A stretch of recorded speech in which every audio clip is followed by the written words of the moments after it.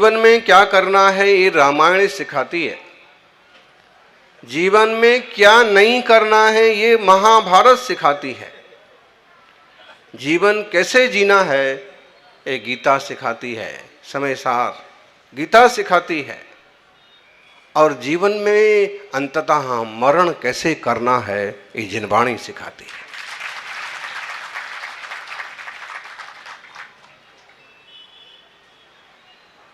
रामायण में राम की मर्यादाओं से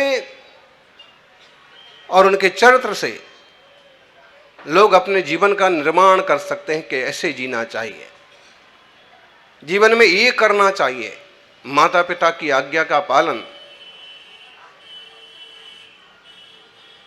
पत्नी के साथ आत्मीयता का व्यवहार, भाइयों के साथ अभिन्नता का सहयोग, ढेर सारी मर्यादाएं मर्यादा पुरुषोत्तम ने सिखाई।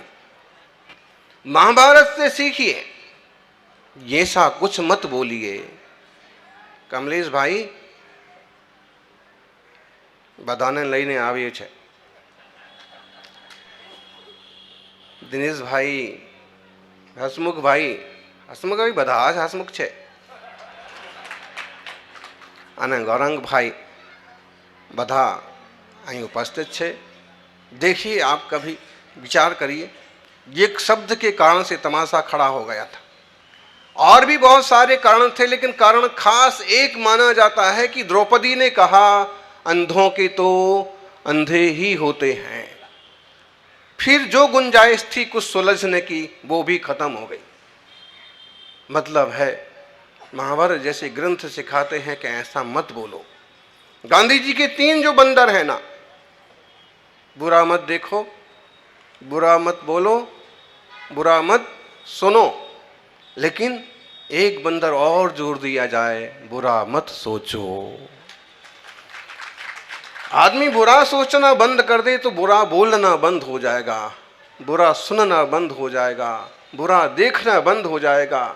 जो बुरा बुरा देखता सुनता रहता है उसका जीवन भी बुरा हो जाता है, और जो अच्छा अच्छा देखता सुनता है उसका जीवन भी अच्छा हो जाता। राजस्थान सरकार के एक मंत्री अक्सर कर हमारे पास आते थे, तो एक दिन उनने कहा कि लोग मुझसे पूछते हैं कि बार बार महाराज जी के पास क्यों चले जाते हो। तो वो कहते हैं कि जब मैं ज़्यादा मैला हो जाता हूँ, ज़्यादा धूल लग जाती है तो मैं बाथरूम में चला जाता हूँ, और जब ज़्यादा क्लेश और ज़्यादा विकार पैदा हो जाते हैं तो महाराज जी के पास चला जाता हूँ। बाथरूम में जाने से शरीर साफ हो जाता है, और मुनिराजों तपस्वियों के पास जाने से मन साफ सुथरा हो जाता है। समझ में आता है कि दुनियादारी सब कुछ नहीं है। गीता सिखाती है जीवन स्थित प्रज्ञता के साथ जियो। या तो भक्ति मार्ग से चलो या ज्ञान मार्ग से चलो, दोनों मार्गों को एक साथ अगर तुमसे साधते बन जाए तो इससे बढ़िया और कोई बात नहीं। समय सार जी का शाद्वाद अधिकार चल रहा है, और आज एक बड़ा सुंदर श्लोक जिसमें ज्ञान और क्रिया ने, ज्ञान और क्रिया, भक्ति और ज्ञान दोनों को साधने की बात कही है। વિધાનસભાનો અધિવેશન છે કા શું? આજે વિધાનસભાનો અહીં વિધાનસભા એકત્ર થઈ જશે, 2-4 हैं।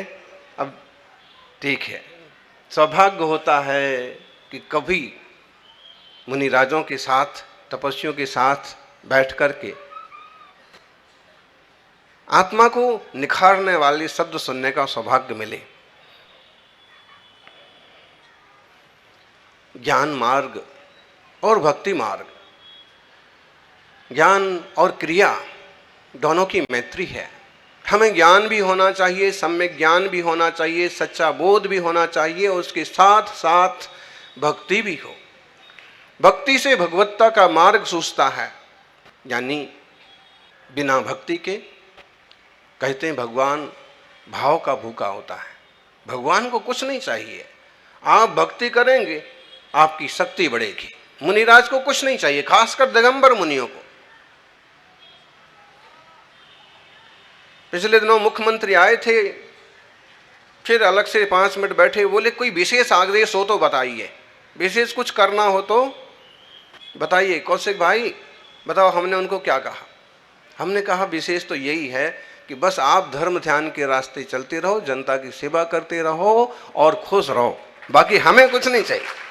हम तो बिना कुछ में ही खुश हैं। यहां तो जो आता है वो और कुछ एक्स्ट्रा पा लेता है। कमलेश भाई के साथ आए थे, कौन आए थे?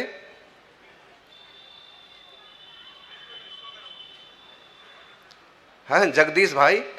और उस दिन हमने क्या कहा? जगदीश भी और विश्वकर्मा भी थई जैसे।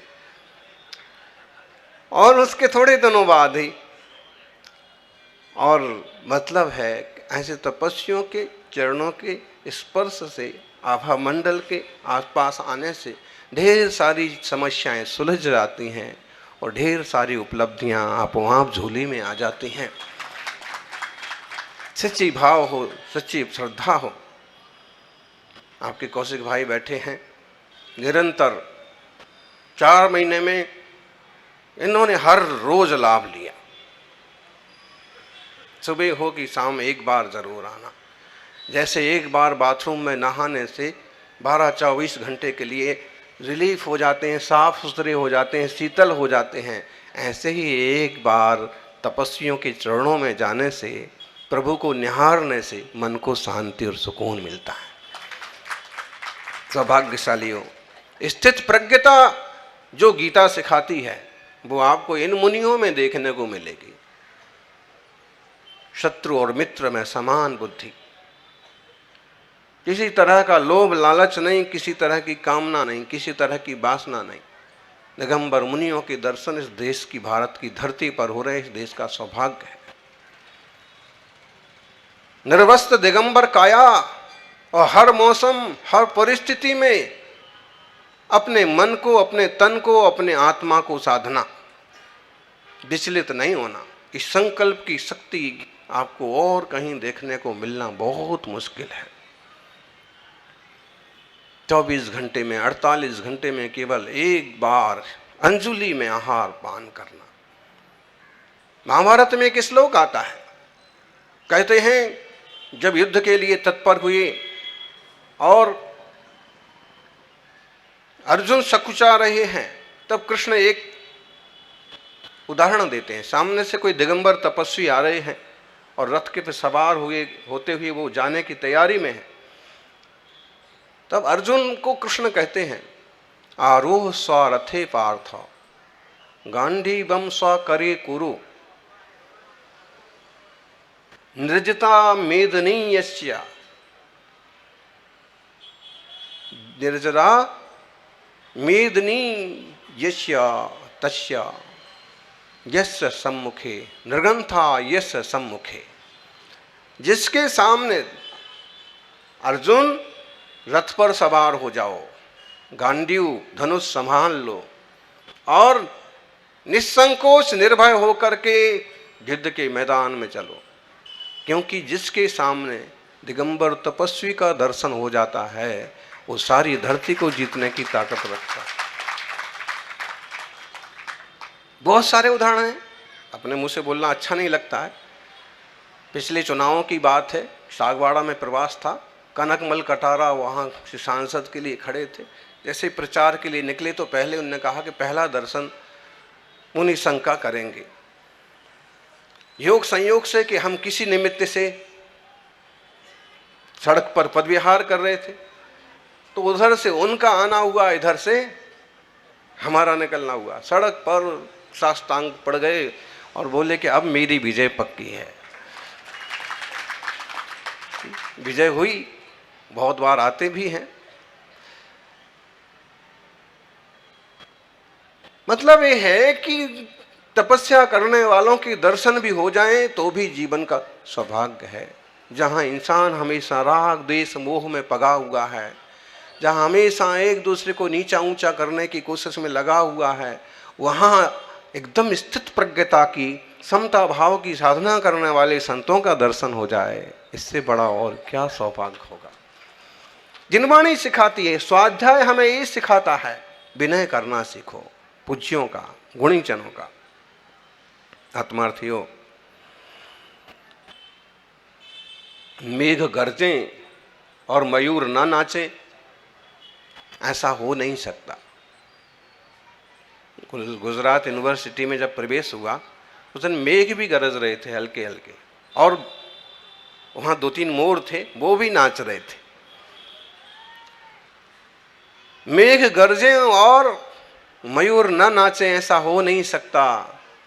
तपस्वी दिखें और गृहस्थ प्रसन्न ना हो, ऐसा हो नहीं सकता। तपस्वियों को देख करके श्रद्धा का भाव आपो आप आता है, जिसमें दिगंबर तपस्वी कहने को जैन होते हैं। बाकी तो ये जन जन के संत हैं, जिन्होंने वस्त्रों का बंधन छोड़ दिया, उनके लिए और किस तरह का बंधन रहा। साधना उनकी वह है जो तीर्थंकर महावीर की थी, शुद्धात्म तत्व की साधना। बाकी आशीर्वाद इनका सारी दुनिया के लिए है। वसुधैव कुटुंबकम के सिद्धांतों पर चलने वाली हमारी संस्कृति, जियो और जीने दो के सिद्धांत पर चलने वाली हम सभी। मुकुट क्यों उतार दिया जी राजा साहब? दरियापुर ना राजा छो तमे, हाँ सेवा कर रहे हो बढ़िया, और दरियापुर के राजा हो कि नहीं, लेकिन दिल से तो राजा।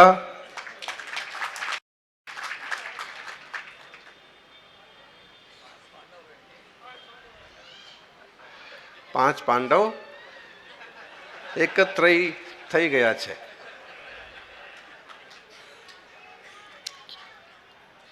क्या करेंगे? आप जिस भूमिका में हैं उस भूमिका के अनुसार तो आपको रोल निभाना पड़ेगा, लेकिन इतना पक्का समझिए कि रोल निभाते निभाते आप उसका पार्ट मत बन जाइए। रोल करने के बाद आपको ये ख्याल रहना चाहिए कि मैं कुछ और भी हूँ। मेरी भूमिका में भूमिका निभा रहा हूँ, लेकिन मैं एक वह तत्व हूँ जिसकी साधना ऋषि मुनि करते हैं। मैं कोई ब्रह्म तत्व हूँ, चैतन्य आत्मा हूँ। क्लेश में नहीं पड़ना, किसी को संकट में डालना नहीं, किसी के साथ अन्याय करना नहीं, किसी से 100 बार लड़ने की बजाय ये एक हार स्वीकार कर लेना ठीक, ताकि क्लेश ना हो। और वो कोई प्रवृत्ति नहीं करें कि जिससे हम तो सुखी हों, ऐसा सुख किसी काम का नहीं जिससे कोई दुखी हो जाए। कम से कम ऐसा तो ना हो जैसे अभी दिल्ली में हुआ। जैसे अभी परसों मालेगांव में एक नन्ही सी बच्ची के साथ दुराचार की घटना, पूरे देश किस तरह से सोचते हैं लोग। क्या तुम्हारे प्राण प्राण हैं? किसी और के प्राण प्राण नहीं है? क्या तुम्हें ही सुख चाहिए, किसी और को सुख नहीं चाहिए? हमारी संस्कृति तो कहती है कि पशु पक्षियों को भी संकट मत दो। हमारे यहां गऊ को भी माता मान लिया गया, पशु पंछियों को भी कष्ट मत दो। और लोग इतना गलत काम करते हैं अपने स्वार्थ के लिए। ज्ञानी, कभी ऐसा मत करिए कि कोई संकट में पड़ जाए। कभी ऐसी मिलावटखोरी मत करिए कि किसी के प्राणों पर बनाए। आजकल हर क्षेत्र में बेईमानी, मिलावटखोरी, भ्रष्टाचार, ये पुल टूट रहा है। यहाँ पर ब्रिज तोड़ा जा रहा ना। कमलेश भाई, તમારો कॉर्पोरेटर एरिया है, क्यों तोड़ा जा रहा है? गलत बना दिया, गलत चीजें मिला दी। बताइए कितने गद्दार लोग हैं। चाहे कॉन्ट्रैक्टर को बोलो, चाहे इंजीनियर को बोलो, चाहे उसमें बीच में घुसने वालों को बोलो कि इनने कितना गलत किया। पहले तो जनता का पैसा बर्बाद हुआ, अब उसको तोड़ने में बर्बाद हो रहा। एक अच्छी सी चीज हमेशा के लिए बन सकती थी, लेकिन जिन लोगों ने ये देश के साथ, समाज के साथ गद्दारी जैसी चीज होती है। कई बार केवल कागजों में सड़क बन जाती है, कागजों में तालाब बन जाता है, चीज कुछ होती नहीं है। ऐसे किस्से तो आज भी निकल पड़ते हैं, पहले ज्यादा निकलते थे। हमारा आग्रह है कि जो जिस भूमिका में है, निष्ठा से, ईमानदारी से भूमिका निभाओ।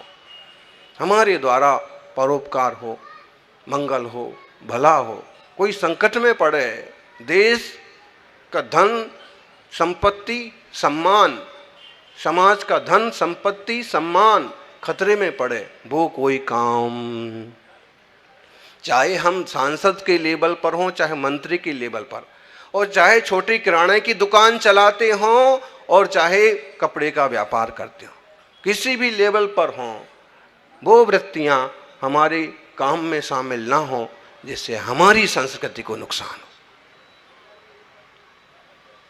थोड़ा सा कठोर लग सकता है, बुरा लग सकता है। एक बात हमने बताई थी पिछले दिनों, वो दर्शना बहन आई थी, उस दिन कहा था शायद, ये एक न्याय जैनों का एक नियम होता है, जैन शास्त्रों में जैनाचार्यों की एक आज्ञा श्रावकों के लिए है कि राज्य के विरुद्ध काम नहीं करना। जिस राज्य में आप हैं उस राज्य के विरुद्ध, मतलब इस देश में रह रहे हैं तो इस देश के साथ कभी भी कुछ नुकसान हो ऐसा काम नहीं करना। और इसी कारण से आज भी देखिए कि सबसे ज्यादा कौन आए थे वो, सबसे ज्यादा आज भी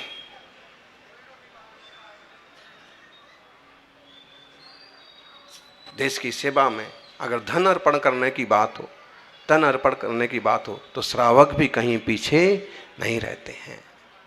टैक्स भरने वाली बात हो, कहते हैं 23-24%, आधा % है नहीं। और ऐसे सब लोग सोचें, इतना बड़ा नहीं सोच सकते तो कम से कम अपने पड़ोसी का तो सोचें कि हमारे पास आसपास कोई दुखी, कमजोर, बीमार तो नहीं। अगर हमारे घर में भोजन बना है तो एक बार हम ये भी देख लें कि पड़ोसी के यहाँ आज खाने की व्यवस्था हुई है कि नहीं है। दया, करुणा, इंसानियत के महत्वपूर्ण चिन्ह हैं। हम सब अपनी संस्कृति और पद्धतियों से परोपकार करते रहें। संयुक्त परिवार भी बहुत जरूरी है।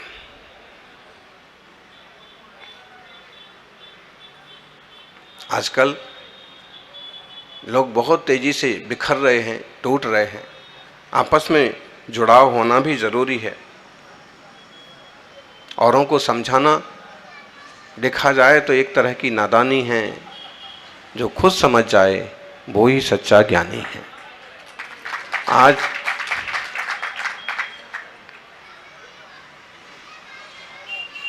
माँ भी अगर बेटे को समझाती है तो बेटा नाराज हो जाता है। पिता मोबाइल छोड़ने की बात करते हैं तो बेटी घर से भाग जाती है। इतनी असहिष्णुता और संवेदनहीनता बढ़ती जा रही है